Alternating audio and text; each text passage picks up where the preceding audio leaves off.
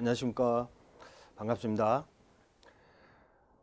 중개 실무에 관한 계약서 작성 방법이라든지 그리고 관련되는 판례에 대해서 설명을 해보고자 합니다.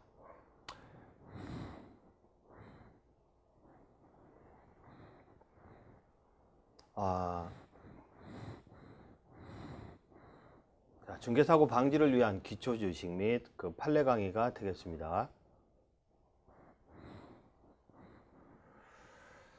자, 예를 들어 보면 부동산 매매 계약을 체결할 때 10억 원의 매매 계약을 체결한다. 지금 시간이 오후 5시다. 계약서를 작성한다 할 때 은행에 전화를 해도 확인이 안 됩니다. 왜냐하면 갑의 부동산에 근저당 그리고 채권 채구액 5억 원 이렇게 써 있단 말이죠. 그래서 은행에 전화해서 갚아야 될 금액이 얼마냐, 물론 소유자가 물어봐야 되는 거죠. 근데 은행과 통화가 안 됩니다. 그래서 채권 채구액이 5억이구나, 잔금을 5억으로 두면 되겠구나. 매수인은 저당채무로 인수 안 합니다. 매수인은 저당채무로 인수 안 합니다. 그래서 채권 채구액이 5억이니까 잔금을 5억으로 두고 계약금 1억 원, 중도금 4억 원, 잔금 5억 원 이런 식으로 계약서를 썼다는 거죠. 근데 계약금 치르고 중도금 치르고 잔금을 치르기 직전에 알아보니까 20억을 갚아야 근저당권을 말소해 주겠다 이런 소리 합니다. 은행에서. 이거 대형 중개사고가 되는 거죠. 아니, 채권 채구액이 5억인데 왜 20억을 갚으라고 하느냐, 이렇게 따져봤자 은행에서는 20억을 갚아야 근저당권을 말소해 주겠다, 이런 식으로 얘기를 합니다. 과거에는 이런 중개사고가 많았는데 요즘에는 좀 드물죠. 드물지만 가끔 있을 수 있는데 요즘에는 포괄 근저당, 정부에서 포괄 근저당을 설정하지 마라 이렇게 강권하는 바람에 1금융권, 우리은행이다 기업은행이다 이런 1금융권에서는 포괄 근저당이 사라졌습니다. 그러나 사업자 대출을 받는다든지 기업 고객이다, 근데 대표자가 보증을 쓴다, 이런 경우에는 여전히 시행이 되고 있고요. 물론 대출을 받기 위해서 그렇게 원하는 경우가 많죠.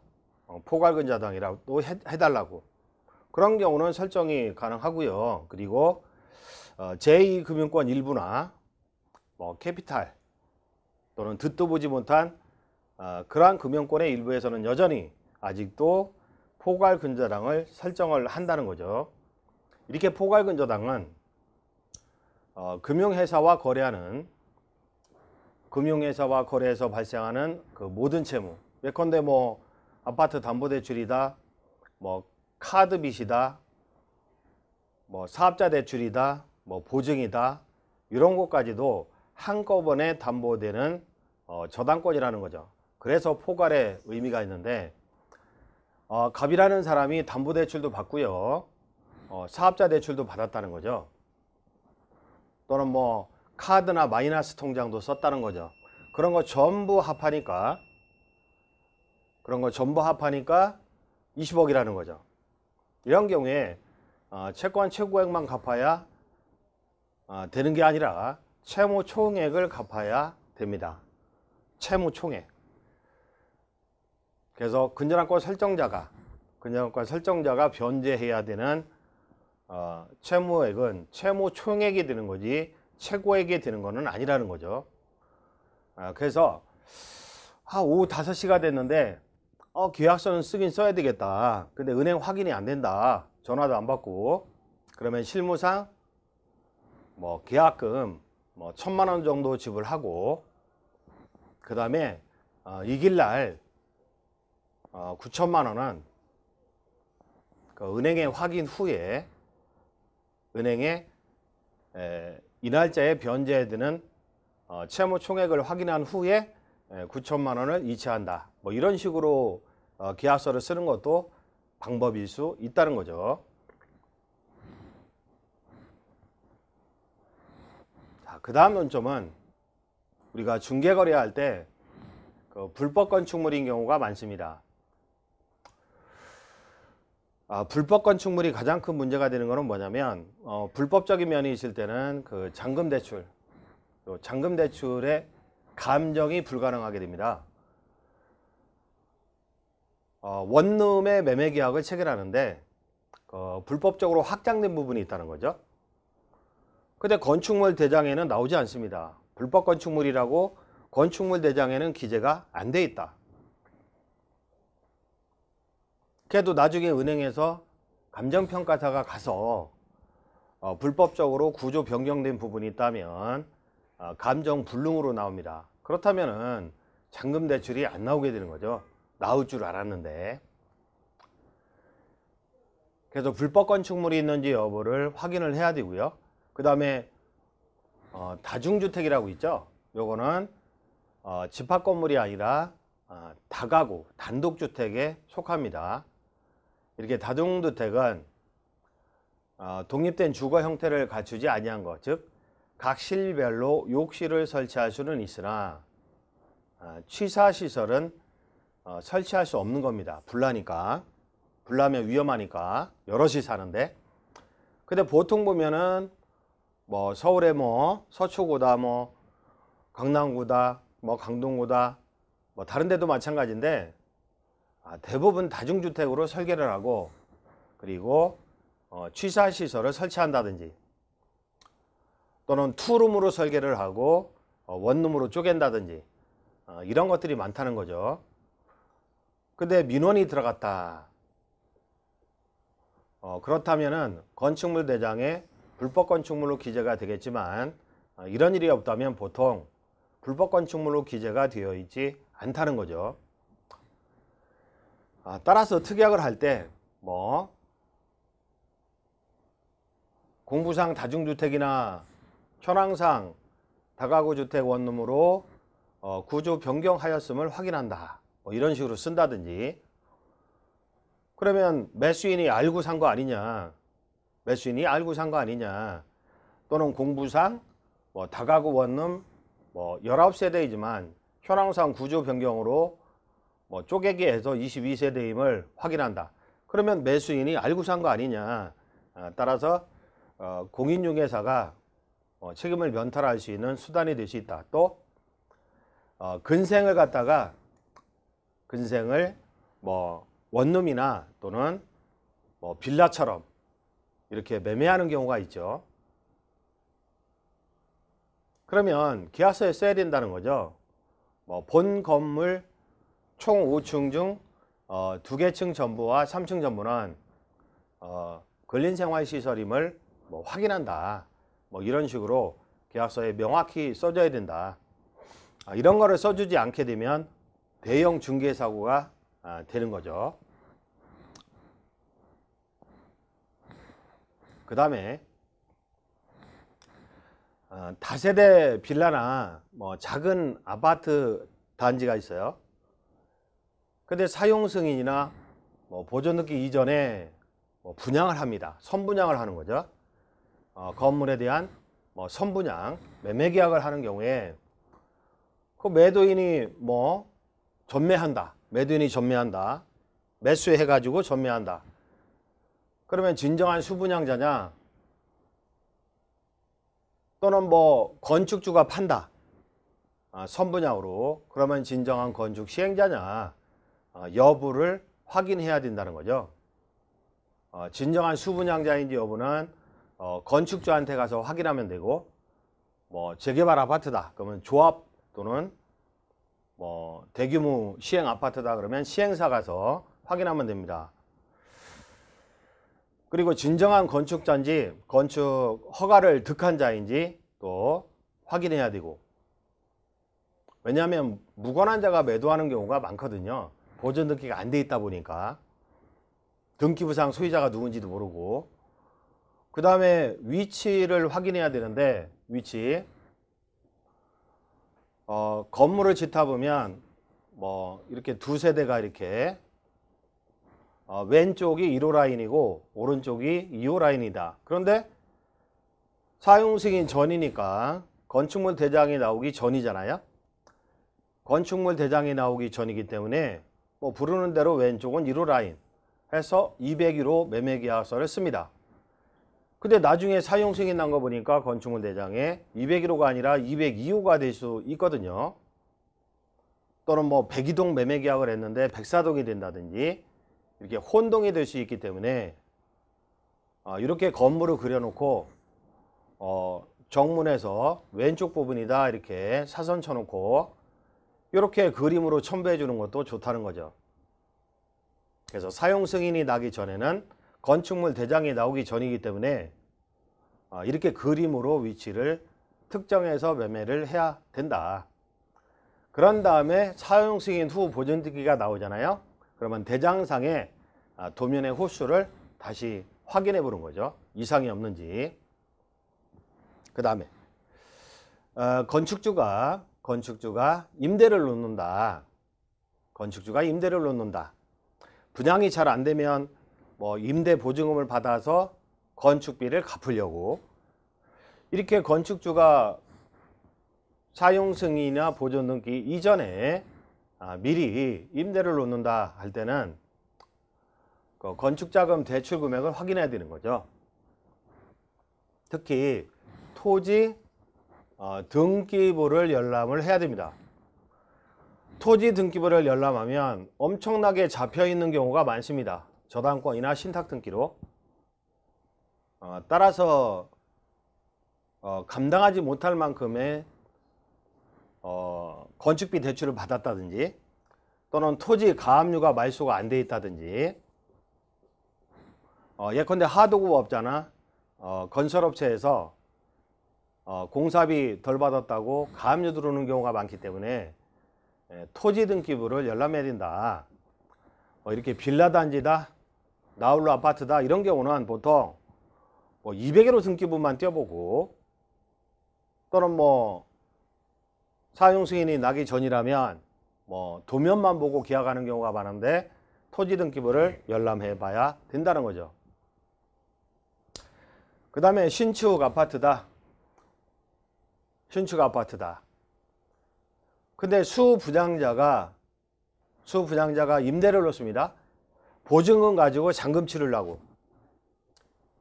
그러면 이 사람이 201호의 진정한 수분양자인 여부를 그 시행자한테 확인해야 되고 분양계약서의 진정성을 확인해야 되고 또 재건축 조합 같은 경우는 조합이 시행자죠. 조합에 확인하고 이 사람이 진정한 수분양자구나. 그 다음에 요 임차인의 선순위를 확인 고지해야 된다. 요거 아주 중요한 내용인데 보시면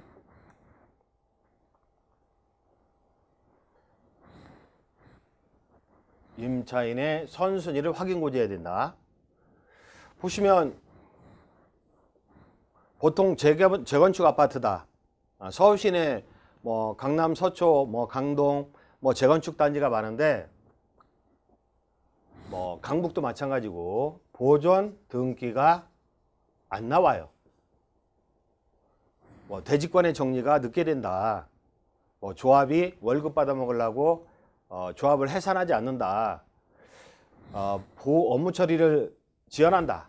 하여튼 여러 가지 이유로 보존 등기가 나기 전. 그러니까 501호의 입주는 끝났는데 2년이 지나도 3년이 지나도 보존 등기가 안 나와 있는 경우가 꽤 있습니다.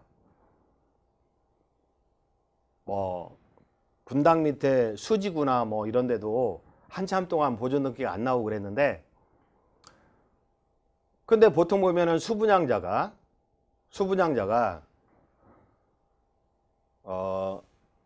전세를 놓고 임차 보증금으로 잔금 치르잖아요. 그러니까 준공이 나서 사용 승인이 나서 뭐 5월 1일 날 임차인이 부동산 인도받고 주민등록과 확정일자를 갖췄다 이거죠. 근데 나중에 이 재건축 아파트에 보존등기가 났구나. 나중에 예컨대 1년 후 7월 1일 날 보존등기가 났어요. 그러면 KB에서 저당권을 취득한다. 왜냐하면 수분양자한테 중도금 대출을 했거든요. 중도금 대출을 했다. 근데 보존등기가 나중에 나는 바람에 늦게 등기를 하게 됐다 했을 때 KB에서는 501호 수분양자한테 선순위 전입신고자를 퇴거시켜라. 그렇지 않으면 원금을 상환해라 하고 압박합니다. 원금을 상환하라. 그래서 세입자한테 전입신고를 하루만 빼주세요 하고 부탁을 하면 세입자는 거의 안 빼려고 합니다. 그러면 공인중개사 사무실이 엄청나게 북적거리죠. 뭐 재건축 단지다. 보존등기가 났다. 그러면 중개사무실에서 엄청나게 사람들이 와서 싸마는 소리가 들리는데 임차인은 못 빼겠다. 수분양자는 빼라. 공인중개사는 상당히 난감해하고 있는 거죠. 따라서 사실 입주단지 같은 경우는 보증금도 싸거든요. 보증금도 쌉니다. 그래서 요 임대차 계약을 체결할 때 요 KB 은행에서 중도금 대출 3억을 받았는데 선순위다 하고 특약을 해야 된다는 거죠. 그런 상태에서 나중에 퇴거를 요구한다면 임차인은 할 말이 없는 거죠. 할 말이 없습니다. 퇴거해야 됩니다. 근데 실무상 어디로 퇴거하냐? 공인중개사 사장님 집이 701호입니다. 그러면 사장님 집에 잠시 전입신고하고 다시 전입신고하고 이렇게 된다면 세입자보다 KB 근저당권이 선순위로 확보하게 되는 거죠. 이렇게 연수기록을 받는 이유는 편하게 중개 업무를 하자. 다투지 않고 속썩지 않고 편하게 중개 업무를 하기 위해서는 알아야 됩니다. 상당히 중요한 내용이었고, 그 다음에 신축 빌라나 나홀로 아파트가 있다. 소규모 개발이다. 근데 거래 시에 대지권의 등기가 표시되어 있어도 토지 별도 등기가 표시되어 있지 않아요. 예를 들어 보면 이 땅에 갑이 저당권을 설정합니다. 공사하는 과정에서 건축업자가 가압류 들어오고 1번, 2번은 시간적 순서입니다. 그 다음에 나홀로 아파트 또는 빌라 단지를 이렇게 조성을 하죠. 조성을 합니다. 그 다음에 201호에 보존 등기가 이루어지죠. 보존 등기. 세 번째죠. 그 다음에 대지권은 몇 제곱미터분에 몇 제곱미터 201호에 대지 지분이 이만큼 되는구나 하고 알 수 있는데 요거 201호 등기부를 열람하면 201호의 등기부를 열람하면 아니 201호의 등기부를 열람하면 요 저당권이나 요 가압류가 미리 토지 별도 등기로 표시가 돼야 되거든요. 근데 토지 별도 등기가 표시되지 않은 경우도 상당히 많이 봤다는 거죠, 제가. 따라서 지은 지 얼마 안 되는구나. 이런 것들을 중개거래할 때는 보통 우리 사장님들이 201호 등기부만 열람하는 경우가 많죠. 99%가. 아닙니다. 토지 등기부도 열람해야 된다. 그래서 저당권이 말소가 됐는지 가압류가 말소가 됐는지를 확인해야 된다는 거죠. 자, 우리 판례가 있습니다. 그리고 학설이 있는데 이 저당권이 살아서 실행된 거예요. 이 토지 저당권이 살아서 실행돼서 평이 토지 소유권을 낙찰받았다 할 때는 201호 소유자의 대지권은 말소된다는 게 일반적인 내용이죠. 보시면 대지권의 등기가 이루어지기 전 구분 건물의 대지에 건축비 대출을 위한 저당권이 설정되고, 그죠? 이어서 구분 건물과 대지권을 일체로 하여 저당권이 설정됐다. 이것도 또 잡혔나 봐요. 저당권이. 근데 대지에 저당권이 실행된 거죠. 대지 저당권. 그래서 경마 절차에서 경락대금을 납부했다는 거죠.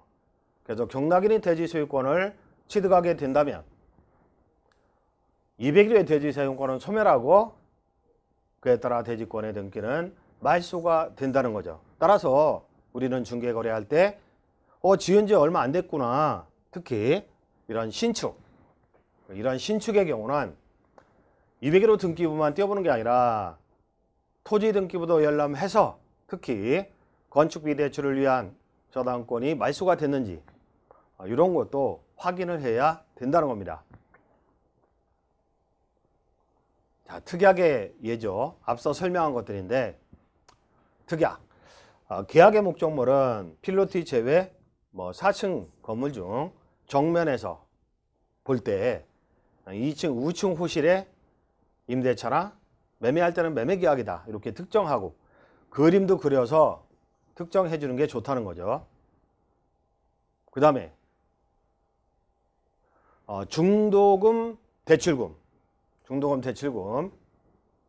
요거 선순위고지. 중도금 대출금 KB든 신한은행이든 요거 총 3억 원은 보존등기 시에 요 세입자보다는 선순위임을 확인한다. 이런 식으로 임대차 계약에 써야 된다는 거죠.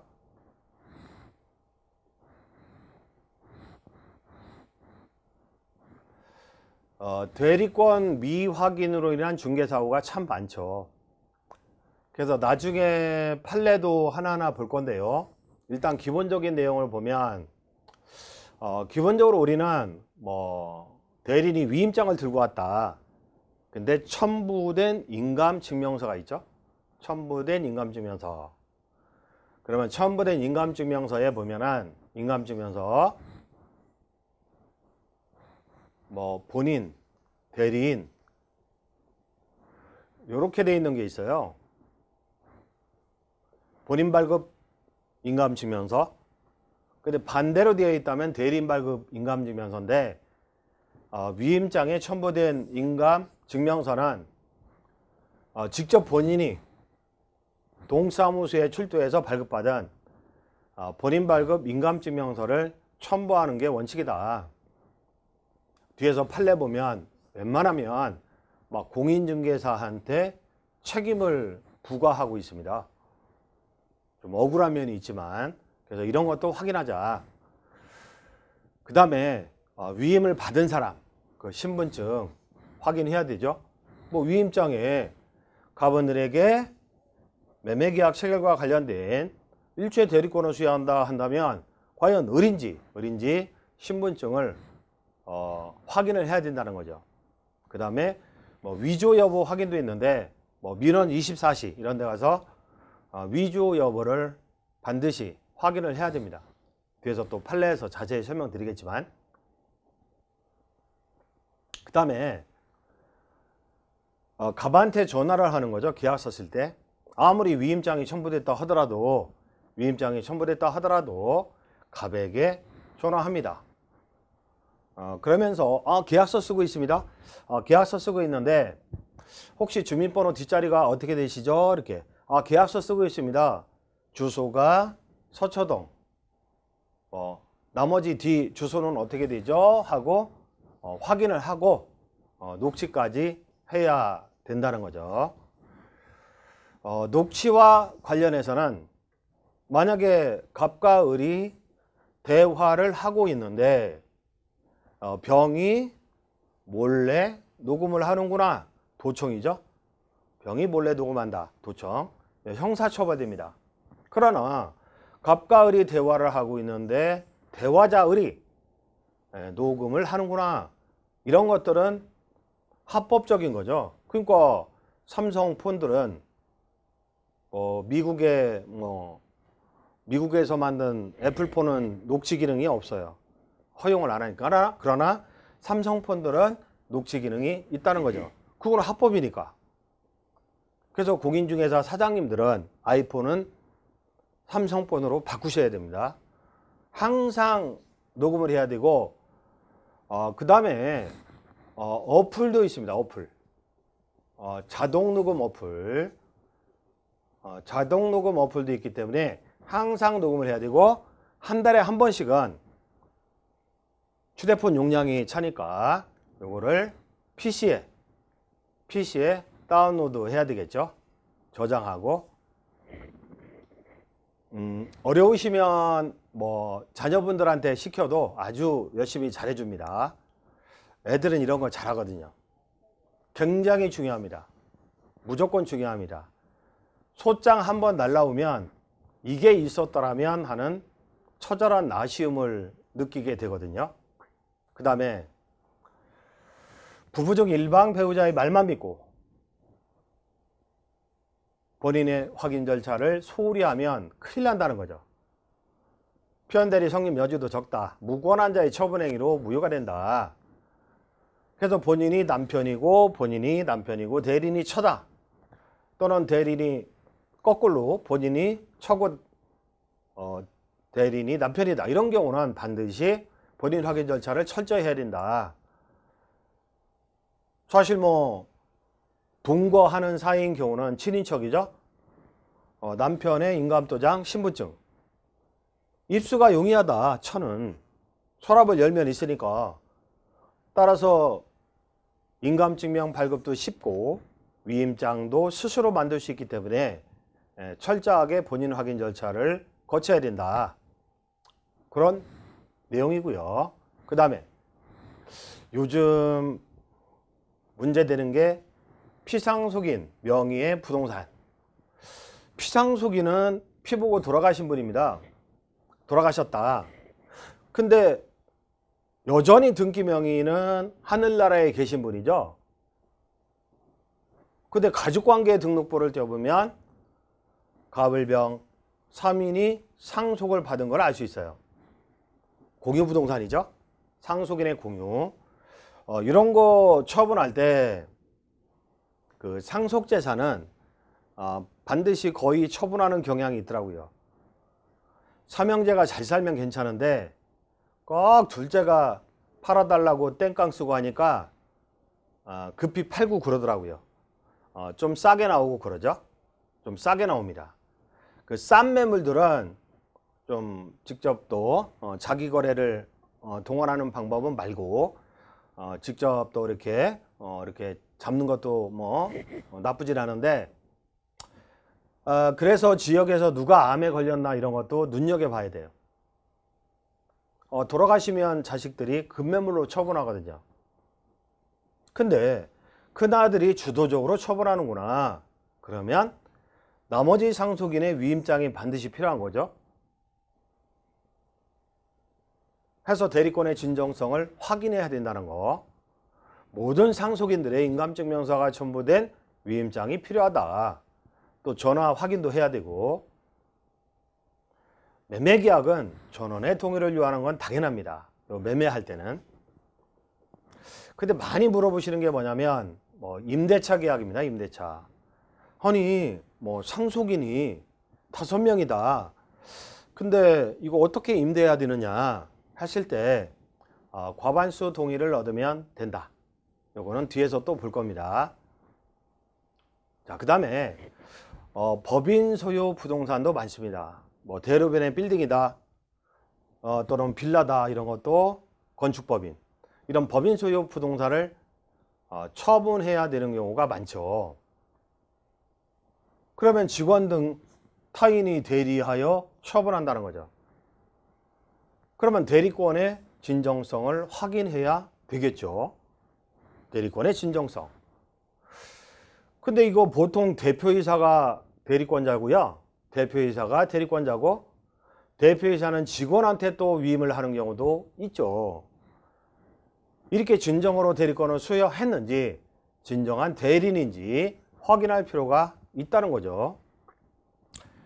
근데 이러한 대리권을 제한하는 거는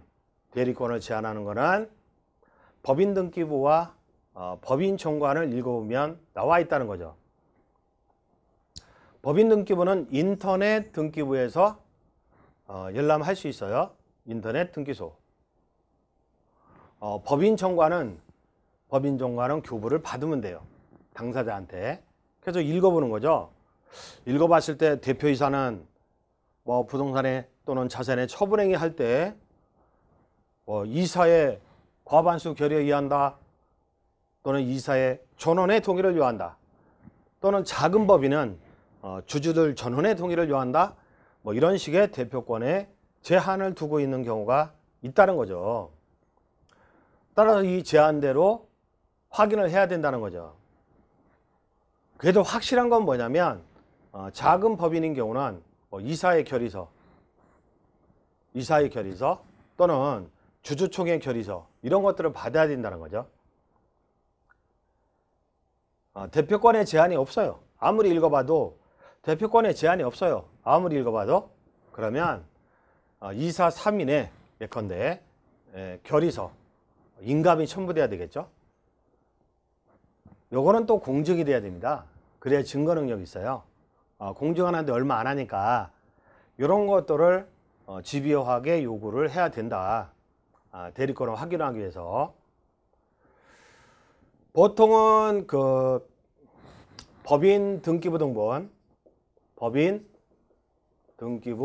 등본, 그 다음에 법인 인감 증명서, 그럼 도장의 모양이 나오죠. 그 다음에 인감도장, 사업자 등록증 사본, 요거 가지고 계약을 체결합니다. 요거 가지고 첨부해서. 그 다음에 법인의 대표이사 홍길동은 장길산에게 몇 번지 201번지 소재 부동산의 매매계약과 체결과 관련된 일체 대리권을 수여한다. 그리고 법인도장을 찍는 거죠. 몇 년 몇 월 며칠. 그러면 법인인감도장 법인인감도장 찍혔네. 등기 넘어갈 때 도장 필요하죠. 그 다음에 인감증명서 도장 모양 똑같네. 그리고 이 사람의 신분사항, 신분증, 인적기재사항도 신분증 확인하고. 이렇게 법인은 법이 만든 사람, 우리들은 자연인이죠. 자연적으로 생긴 사람인데 법인의 기관 팔다리 수족은 대표자입니다. 근데 대표자가 직접 나온다면 이거 들고 나오면 되는 거고, 직원이 나온다면 이런 위임장을 써서 나오라는 거죠.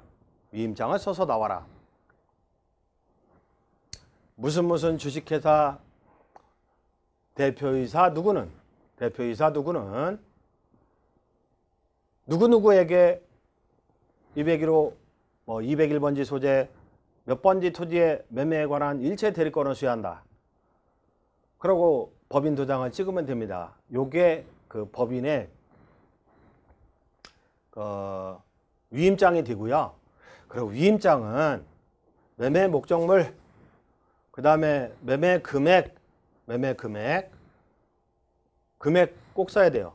그 다음에 대리인의 인적사항, 성명과 주민번호 이렇게 써줘야 되는 게 원칙입니다.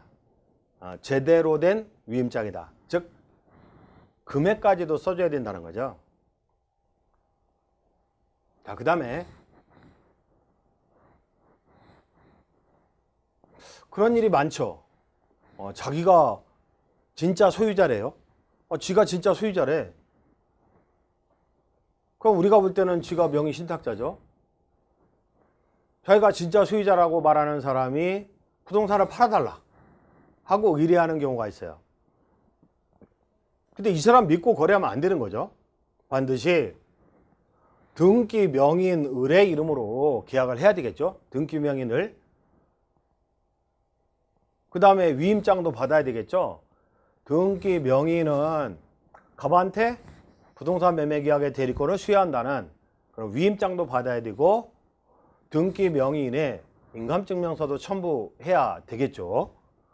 그 다음에 갑이 누군지 신분증도 확인을 요청하고 해야 됩니다.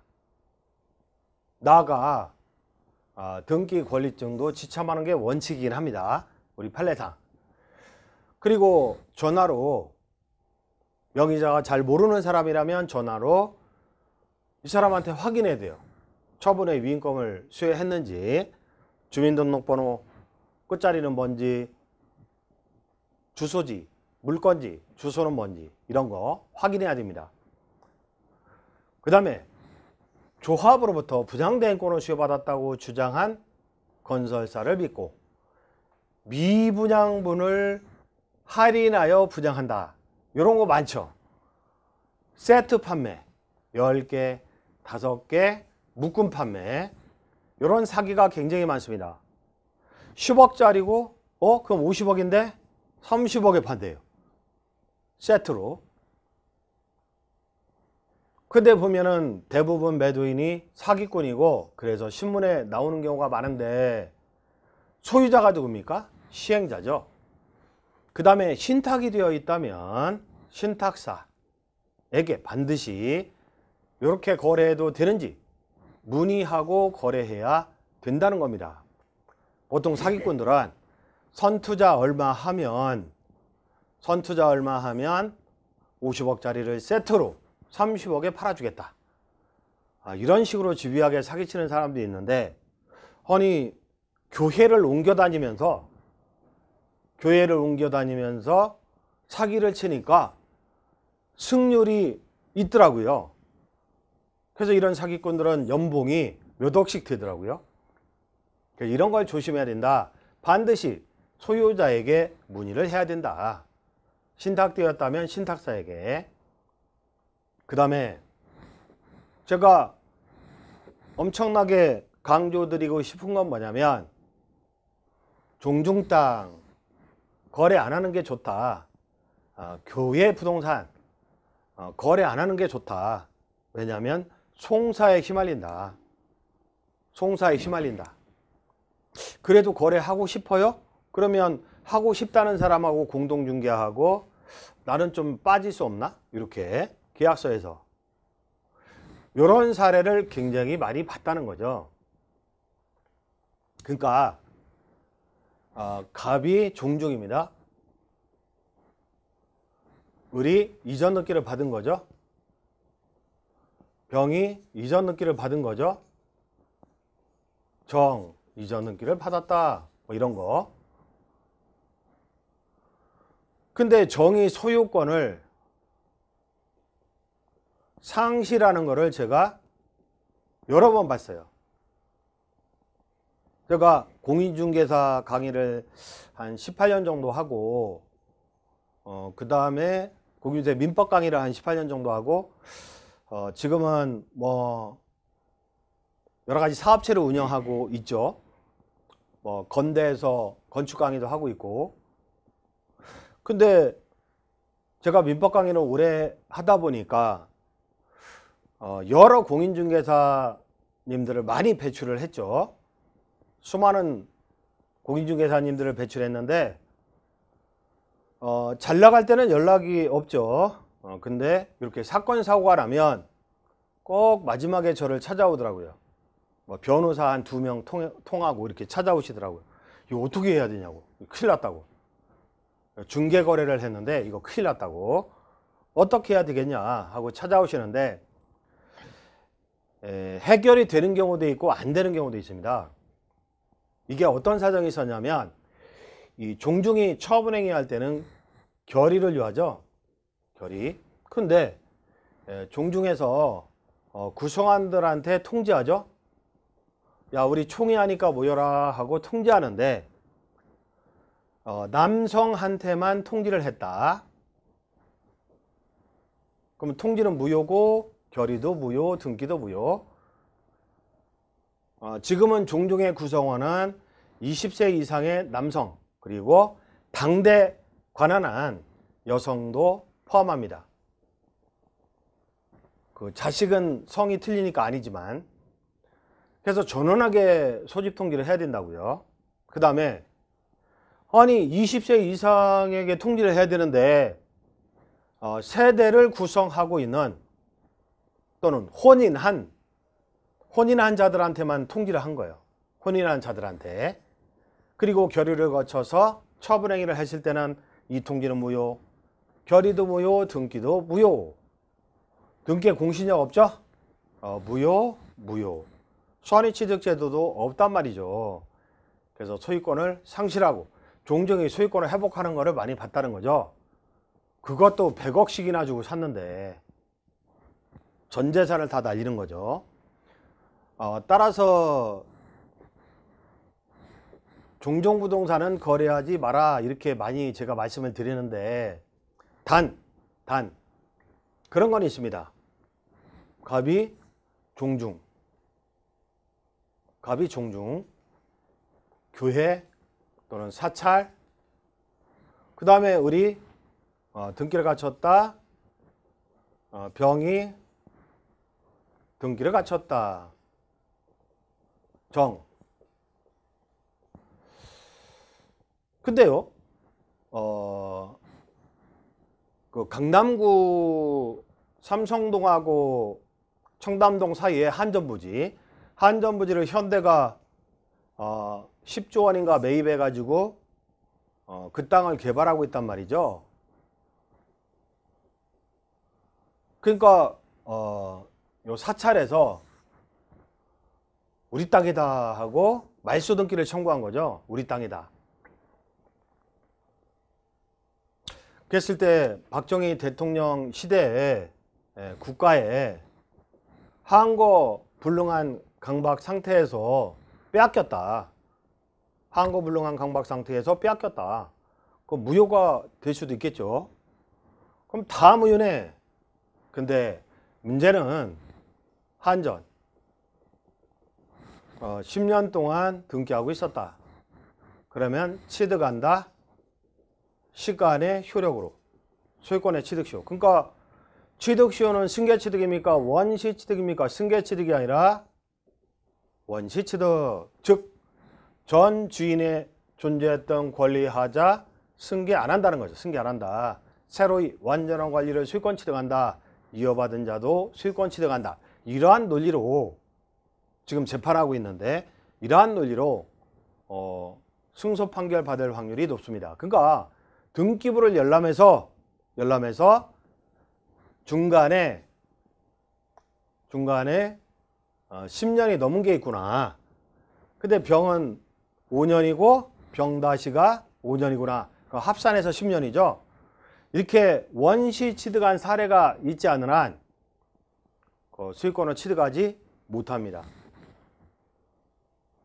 그래서 상당히 조심해서 중개 거래를 해야 된다는 거. 자, 그 다음에 중개 거래를 성사시키기 위해서 말도 안 되는 약속을 하는 경우가 많죠. 저도 중개 거래를 통해서 부동산을 매입하고 그럴 때 이렇게 말씀을 이상하게 그렇게 하시더라고요. 거래해도 된다. 매수인의 입주에 지장이 없도록 매수인이 입주하려나 봐. 현임차인 퇴거 내가 책임질게. 또는 잔금 대출 나와. 무조건 나와. 내가 책임질게. 잡힌 거 많다고? 괜찮아. 경매가 이뤄지더라도 너 세입자 임차 보증금 배당에 문제가 없어. 또는 부동산 매매 계약서를 씁니다. 매도인이 양도세 걱정을 해요. 그래서 공인중개사가 판단할 때 양도세 안 나올 것 같아. 양도세 나오더라도 내가 책임질게요.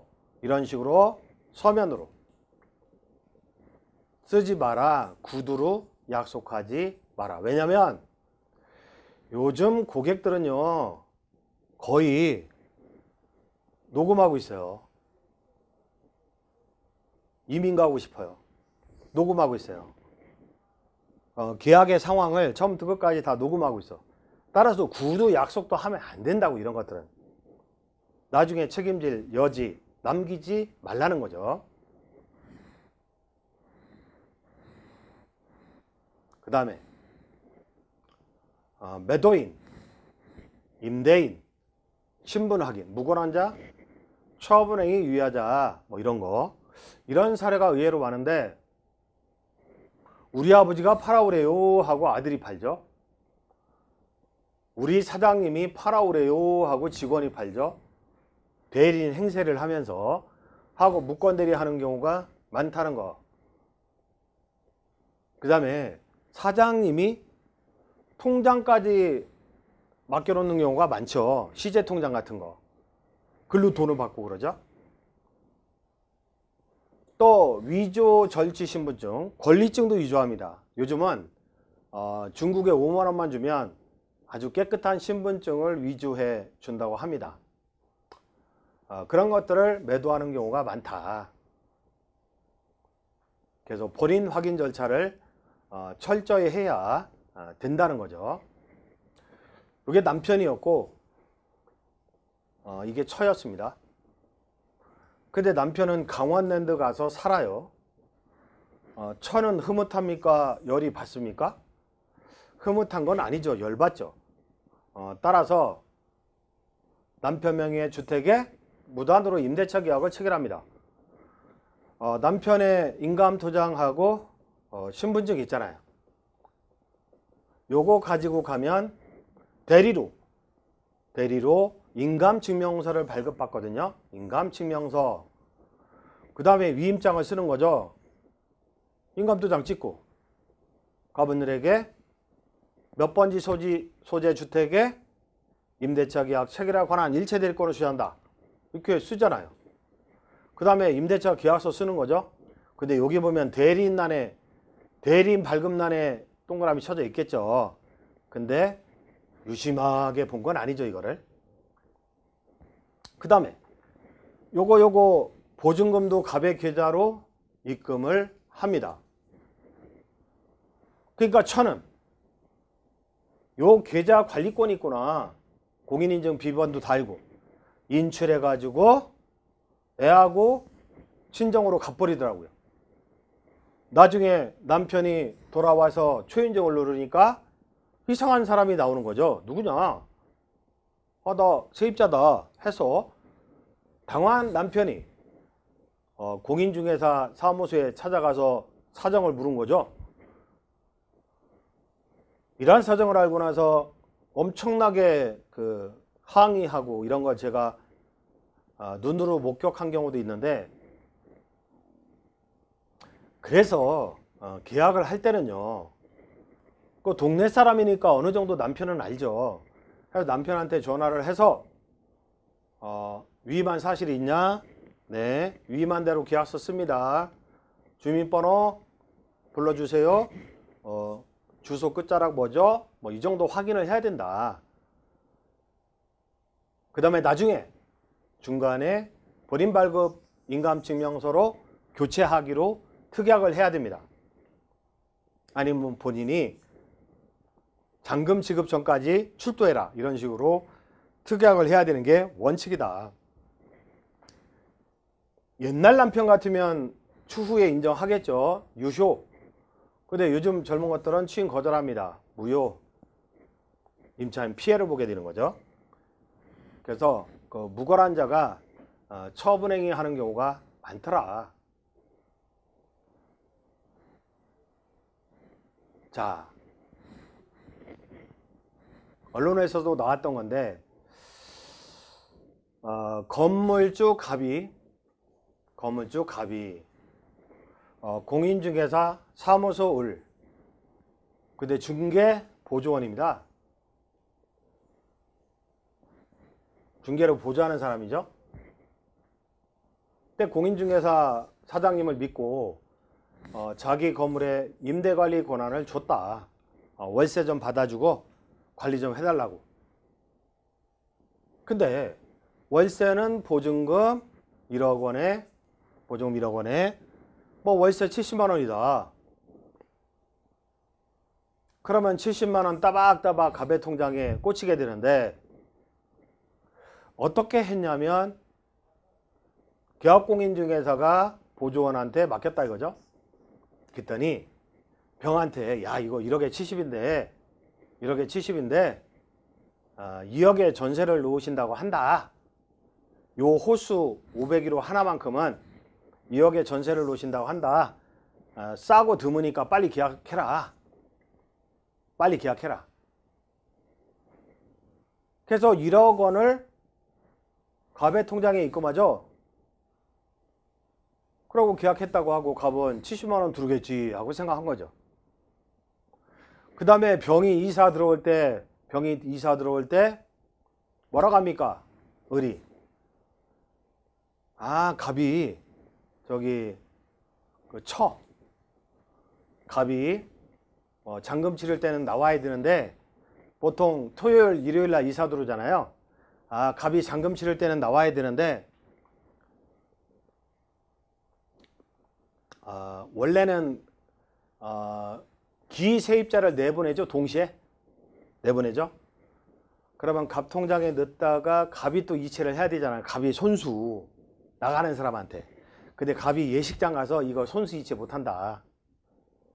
그러니까 집에 있는 갑의 첫 통장으로 잔금을 입금해라. 1억을 입금해라. 아무 의심 없이 병은 갑의 첫 통장에 입금을 합니다. 이거를 10건을 하면 10억, 20건을 하면 20억이죠. 그러고 을이 도망갑니다. 근데 나중에 알고 밝혀진 바에 의하면 이 여자는 갑의 처가 아니라 을의 애인이었더라. 그래서 둘이 함께 중국으로 도망간 사례. 이거는 엄청나게 많이 나옵니다. 신문에도 나오기도 하고 나오지도 않기도 하고. 그래서 실제로 배우 김광규라는 분이 부동산 사기 경험을 고백했다. 해피투게더에 출연한 김광규는 과거 강북 북과자동에 살았는데 아는 사람이 연예인은 강남에 살아야 한다며 강남 전세를 추천했다. 팔랑귀 사연을 털어놨는데 부동산 사장님이 이 사람 월세집을 전세로 소개한 거예요. 특히 천에 70을 갖다가 1억, 2억 이런 식으로. 그래서 전세금을 들고 도망갔다 이거죠. 도망갔다. 그래서 6개월간 모르고 있었는데 집주인이 찾아와 월세를 왜 안 내느냐고 하더라 하고 설명했다. 이에 김광규는 3년간 재판을 했지만 재판에서도 졌다는 거. 본인 확인 절차를 거치지 제대로 하지 않았다. 그리고 전세금도 재판 비용으로 날렸다. 그래서 보살님께서 터가 안 맞는다고 서쪽으로 가라 해서 갔더니 사기를 당했다.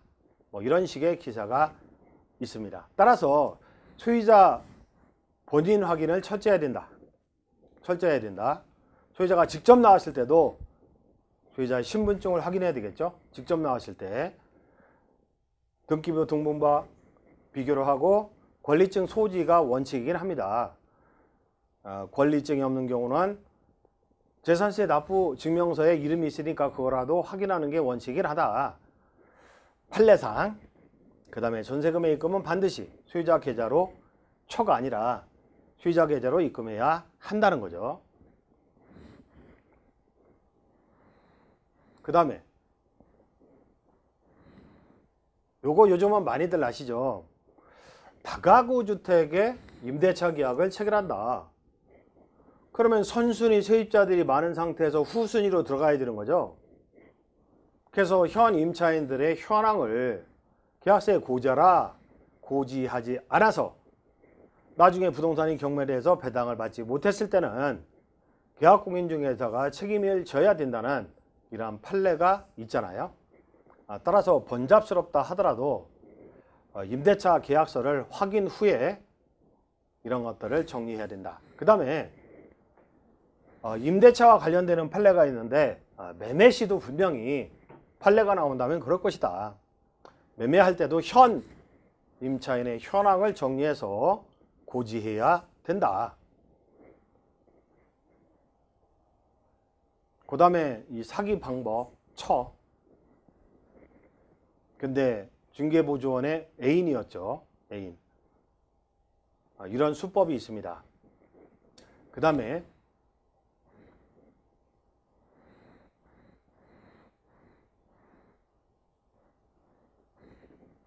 의외로 이런 경우로 속을 많이 썩었다. 속을 너무 많이 썩다가 그 다이어트 하시는 분도 봤어요. 말라요, 말라. 심각하게 스트레스를 받고 계시는구나. 근데 적당히 스트레스를 받잖아요. 그럼 살이 쪄요. 살쪄요. 근데 이 적당히를 넘어가잖아요. 그럼 말라요. 말라. 그 정도로 속을 썩고 그러시더라고요. 별것도 아닌데. 그래서 시원히 임차인의 임대차 계약기간 중에 예컨대 500유로 세입자가 있습니다. 500유로 세입자. 근데 중간에 빼달라는 거예요. 중간에 빼달라. 특히 뭐 지역적으로 말씀은 안 되겠지만 뭐 조망이 아주 좋은 데 있잖아요. 이런 데는 첩들이 많은데 정부가 보증금 3억을 마련해 줬다. 근데 첩들이 이걸 뺏으려고 1억에 월세로 가려고 중간에 방 빼달라고 이런 경우가 많아요. 그래서 중간에 방 빼달라 이거요. 방 빼달라. 근데 중간에 방을 빼줬거든요. 아니 중간에 이사 간다고 해서 새로운 세입자를 들이는 계약도 하고 쥐한테 방 빼라 그랬더니 뭐라고 합니까? 아니 나 2년의 임대차 계약기간이 인정이 되는데 왜 중간에 방 빼야 됩니까? 방 뺄 의무가 없습니다. 이렇게 얘기해요. 첩이. 그래서 계속 일주일 동안 너무너무 속 썩는 거죠. 이 집에 들어올 사람은 이미 맞춰져 있고 계약도 했는데 결국에는 본색을 드러내는 거죠. 이사비 3천 달라고. 이렇게 고액의 이사비를 요구하는 경우가 많다는 거죠. 입증의 문제인데 이거 어쩔 거냐? 그럼 명도 소송할 거냐? 그것도 어렵잖아요. 시간 걸리니까. 그래서 우리는 이런 양식을 갖자. 양식. 아니 중간에 방을 빼달라고 하네? 첩이? 그럼 여기에 사인해 주세요 그러는 거죠. 지장을 찍어 주세요. 의뢰서에. 뭐 별겁니까? 별겁니까? 존속기간이 뭐 이렇게 있음에도 불구하고 중도 해지 요청으로 동의받아 집주인 동의받아 새로운 임차인을 소개하는 업무를 위임한다. 지장 찍어라. 그래도 요거라도 있으면 그렇게까지 우기지는 않을 것이다. 3천 달라고. 그래서 업무 처리할 때는 항시 서식을 갖추어서 업무를 처리하자는 거죠. 자, 그 다음에 아니 이런 거 가지고도 속 썩는 경우가 꽤 있더라고요. 매매시 기대출이 있어요. 기대출이 조건이 안 좋아요. 그냥 매수인이 인수 안 합니다. 매수인이 인수 안 해. 근데 매도인이 뭐라고 그래요? 매도인이 아니 중도상환 수수료는 네가 내야 될 거 아니야. 네가 요구했으니까 하고 매수인에게 중도상환 수수료를 전가시키는 경우가 많더라고요. 저는 그 건축 관련되는 일을 요즘은 주로 하는데요. 집을 짓고 그러잖아요. 그러면 주변에 막 소고기 사들고 인사를 하죠. 정말 죄송합니다. 건축을 좀 하는데 먼지 안 날리게 열심히 좀 하겠습니다. 정말로 죄송합니다. 싹싹 빌고 다녀요. 죄인처럼. 와, 근데요.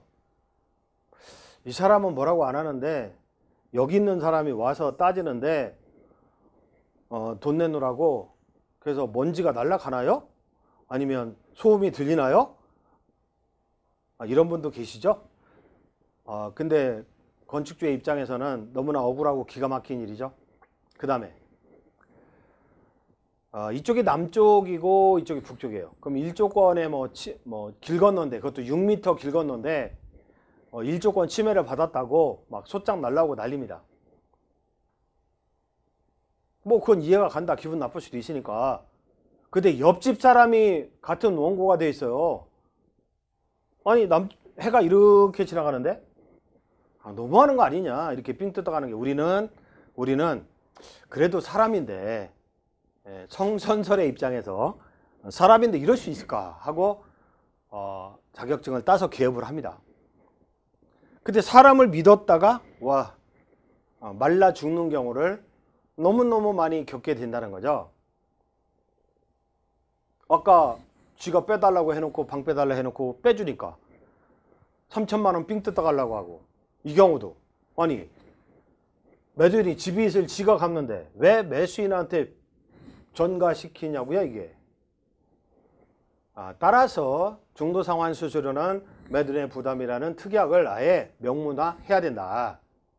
그 다음에 공동주택에 이거 요즘 많이 아시죠? 특별수완 충당금 내지 장기수완 충당금. 2년 동안 임차인이 부담을 했다. 관리비 속에 포함되어 있었다. 그러면 임차인이 퇴거할 때 건물주가 돌려줘야 되는 거죠. 건물주가 소유하고 있다는 자체만으로 부담해야 되는 부담금이기 때문에. 근데 안 돌려주려고 하잖아요. 그래서 임차인이 퇴거 시에 반환한다는 특약을 해야 된다. 임차인이 부담한 장기수선 충당금을 임대인 내지 주인이 반환하지 않는 경우가 비일비재하다. 자, 그 다음 상속부동산을 임대하는 경우에 어떻게 하느냐, 여기서 본다고 했는데, 공유부동산입니다. 공유부동산 임대차 한다. 요거는 관리행위에 속해요. 법조문의 지분의 과반수 결의에 의한다, 이렇게 돼 있어요. 따라서 갑을병이 상속받은 건물을 임대한다 할 때, 병은 행방불명돼서 찾을 수도 없고 또는 미국에 가 있고, 그러면 두 사람이 임대해도 된다. 근데 갑이 현장에 나온다, 사무실에. 그럼 한 사람의 위임만 받아라. 그리고 무라는 사람에게 임대차 행위를 할 수 있는 거죠. 그 위임장은 첨부해야 되죠. 그 다음에 이제 갑이 차임을 받아서 지들끼리 지분의 비율을 나누죠. 나중에 을이나 병이 너를 인정 안 했다 해가면서 세입자에게 차임을 청구하다든지 퇴거를 청구할 수는 없다. 실무상 이런 질문들도 많더라고요. 공유부동산의 임대를 어떻게 하느냐. 그러면 상속부동산이라면 가족관계 증명서 같은 거 발급받으면 그 상속관계를 알 수 있잖아요. 거기에 3분의 1, 3분의 1, 3분의 1이니까 지분의 과반수 동의를 얻어서 임대를 하면 된다는 거. 그 다음 상가 건물 임대차 시에 원상복구 특약을 보통 합니다. 원상복구. 근데 분명히 천정이 노출이었거든요. 노출. 근데 나중에 원상복구할 때 천정까지 다 이렇게 막아놓으라고 하면 이거 전기공사도 새로 해야 되기 때문에 엄청난 비용이 들어가는데, 따라서 시설, 임대차 계약시는 시설을 사진으로 찍어 보관해야 된다. 나중에 원상복구의 범위를 정할 때 꼭 필요하다. 동영상 촬영해도 되고요. 그 다음에 계약금 받고, 계약금 나중에 매도인이 안 판다, 매수인이 안 산다 그러면 몰수 또는 2배 상환, 그죠? 잘 해결합니다. 근데 중도금까지 지불이 됐다. 중도금. 그러면 어떻게 한다? 매도인이 안 판다, 매수인이 안 산다. 이거 어떻게 하는 거지, 이거? 매수인이 안 산다고 하면 중도금까지 몰수할 수 있는 거야, 이거? 이렇게 궁금해 하시는 분들이 많던데, 그 내용은 뒤에서 판례상 나타난 표현까지 전부 다 정리를 할 건데, 중도금까지, 중도금 이후에 뭐 매도인이 안 판다, 매수인이 안 판다 하고 채무불량한다. 그럼 어떻게 손해배상한다 하고 미리 특약하면 되게 편하다는 거죠. 분쟁의 소지를 막을 수 있다. 가령 중도금 이후에 채무불량의 상황이 있다 하더라도 계약금 상당의 금원만 손해배상을 한다 하고 특약을 했다면 매수인이 안 산다? 그래, 계약금 몰수, 나머지는 돌려주고. 이렇게 쓰는 게 편하긴 합니다. 편하긴 합니다.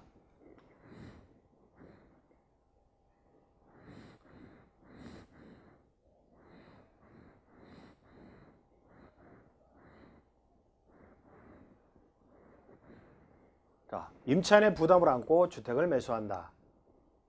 자, 보세요. 갑이라는 사람이 주택의 소유자, 우리 임차인. 근데 사업하다가 망했어요. 망했어. 근데 금융기관이다, 대부업체다, 대부업체 가만 안 있어요. PC방 하다 망했대요. 그럼 보증금 가압류 들어요. 갑한테 법원을 통해서 통지가 들어가요. 야, 갑아. 나 을에 대한 채권자거든. 존속기간 만료 후 보증금을 을한테 지급하지 마. 나중에 내가 달라고 할 거야. 이런 식의 가압류 통지를 보냅니다. 그 다음에 나중에 갑이 소유한 주택을 정한테 팔거든요. 정한테 팔아요. 근데 5억 원에 매매하는데 보증금 인수주권이에요. 보증금 인수하니까 보증금 까고 싸게 사는 거지. 그 다음에 나중에 을이 보증금 달라고 합니다. 정한테. 새로운 소유자가 임대 내 지를 승계하니까. 그래서 보증금을 반환하는 거죠. 보증금을 반환한다. 나중에 대부업체에서 알고 나서 을의 보증금을 정한테 청구할 때 할 말 없다는 거죠. 그럼 이중으로 물어줘야 된다. 요게 갑의 부동산의 가압류라면 알 수가 있었을 텐데, 이건 채권의 가압류죠. 보증금 반환 채권의 가압류잖아요. 따라서 몰랐다는 거죠. 몰랐다. 그래서 세입자가 여럿이 있는 다가구 주택을 매매할 때는 요즘 세입자들이 힘드니까 사업도 안 되고 삼성만 잘 나가죠. 다 힘듭니다. 그러니까 압류, 가압류 이런 사태들이 많은데, 법원으로부터 편지 받은 거를 까먹고 그 얘기를 고지 안 하고 매매하는 경우가 많다. 따라서 임차 보증금은 압류, 가압류된 사실이 없음을 확인한다 하고 계약서에 써라. 계약서에 써라. 그러면 공인중개사만큼은 확인 의무를 다 한 거다. 아니, 법원에 물어본다고 알려줍니까? 개인정보라고 안 알려줍니다. 따라서 써야 된다. 그런 내용을. 참 공인중개사는 변호사도 하기 힘든 그런 업무입니다. 변호사가 사법시험이나 변호사시험 합격할 때 민법 빼고 부동산 학교로 공시법, 부동산 세법, 부동산 공법을 공부했느냐 안 했어요.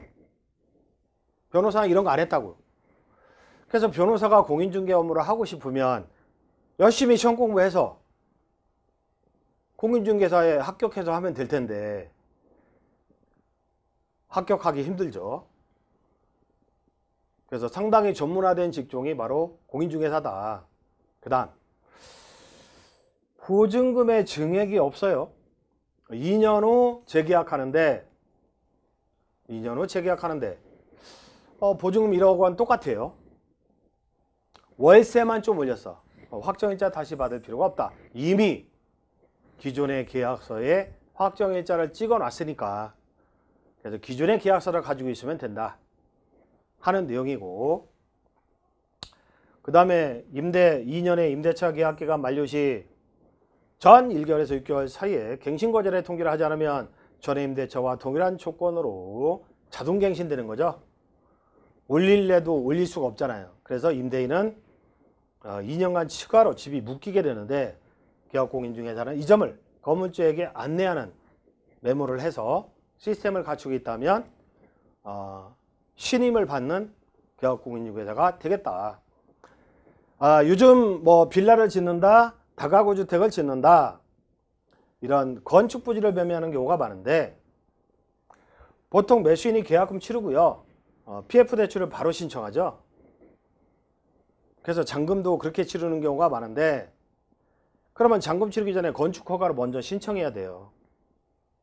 따라서 보통의 매매 계약서와 특약이 조금 틀린데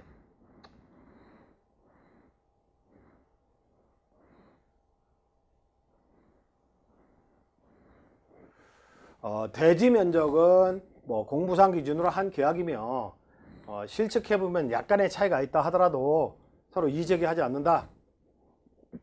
본계약은 건축을 위한 부지 매매 계약으로 기존의 세입자 승계하지 않는 조건이며 임차인은 매도인의 책임으로 잔금을 이전에 명도한다. 매도인이 뭐 3개월 약정했다면 기한을 그 안에 세입자 내보낸다.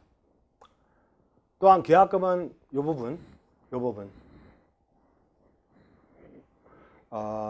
요 부분을 써야 된다 이거죠. 계약금은 위약금으로 하지만 해약금으로 하지는 않는다. 그러니까 계약금 1억 원을 걸었어요. 10억짜리 매매하면서. 근데 건축 부지 매매할 때는 좀 저렴하게 사는 경향이 있거든요. 평당 3천인데 2,500에 거래할 수도 있잖아요. 외집 매물이다. 좀 저렴하게 사야 건축업자도 남는데 근데 나중에 매도인이 좀 싸게 팔았으면 알고 나서 해약하면 어떻게 해요? 해약하면 어떡하냐고. 계약금 2배 상환해서 해약하면 어떡하냐고. 그래서 계약금을 해약금으로 하지 않는다. 이런 식으로 써야 된다는 거죠. 그 다음에 잔금시 깨끗하게 세입자가 없구나. 전입세대 일람서를 매수인에게 제출하고 상가주택 있는 부분이라면 사업자 등급 말소 영업 인허가 반납 현황을 증명할 수 있는 서류를 접수증 같은 거 세무서 제출한다. 그 다음에 매도인은 계약금 실현과 동시에 매수인이 건축허가 신청에 필요한 서류, 특히 토지사용 승낙서 등 제반사항에 적극 협조하기로 한다는 거. 공인중개사가 업역이 좀 어려운 상황이 있는데 전 개발중개라고 표현하고 싶은데요. 중개사의 업무 영역으로 좀 확대했으면 좋겠다. 그 말은 뭐냐면 건축부지 매매한다 또는 아파트 매매한다 할 때 그 시공자나 건설회사나 인테리어 업체를 소개하면 소개비를 받으면 중개 수수료보다 더 많을 수도 있잖아요. 그 소개비를 받으면. 근데 공인중개사 사무소에서는 소개 안 하더라. 소개 안 한다. 안 한다. 왜? 사기꾼 업체들이 많거든요. 아무리 지인이고 고등학교 동창이고 이렇게 소개받았다 하더라도 공사를 제대로 안 한다고요. 집 짓다가 서요. 그냥 서. 인테리어 공사도 하자투성이야. 그러니까 고객한테 너무너무 시달리는 거예요. 공인중개사가 너무너무 시달리는 거야. 그래서 소개를 할 수가 없는 거예요. 시공사나 설계사무소나 인테리어 업체를 소개해서 소개를 이렇게 하고 싶은데 너무너무 시달리니까. 그래서 시달리지 않는 그런 구조를 최대한 공인중개사 그 협력업체로서 한번 검색해 보면 됩니다. 이런 거를 만들었는데 개발중개해서 우리 회원님들에게 수익을 높이자 이런 취지로 만들었는데 일단은요 제가 말씀드리고 싶은 건 뭐냐면 건축부지나 이런 거 매매할 때 업체 함부로 소개했다가는 큰일 난다. 소송당합니다. 그런 업체 짜고 소개했다고 너도 뒷돈 모은 거 아니냐 막 별 난리를 쳐요. 그러고요 괜찮은 땅에 있으면 스스로 건축하는 것도 괜찮습니다. 스스로. 근데 문제는 뭐냐면 우리가 가설계다 봤는데 다 틀려요. 용적률을 다 못 찾아먹는 경우도 많고요. 그래서 전문업체 세고 대상 받아서 비교를 해봐야 됩니다. 최대한 용적률을 찾아야 되고 사기꾼 시공자가 아니라 신용도를 조사해서 3개 이상 업체 비교 견적을 받아야 돼요. 그리고 공사 일정 제대로 관리해야 되죠. 6개월이다. 6개월 내에 끝내야 돼. 안 그러면 대출 이자만 계속 납부하게 되고 분양시기를 높이게 되죠. 그 다음에 공사비를 흐름 통제해야 되는데 아니 하도급 업체 직불해도 시공자가 리턴 받아요. 큰 회사도 그렇습니다.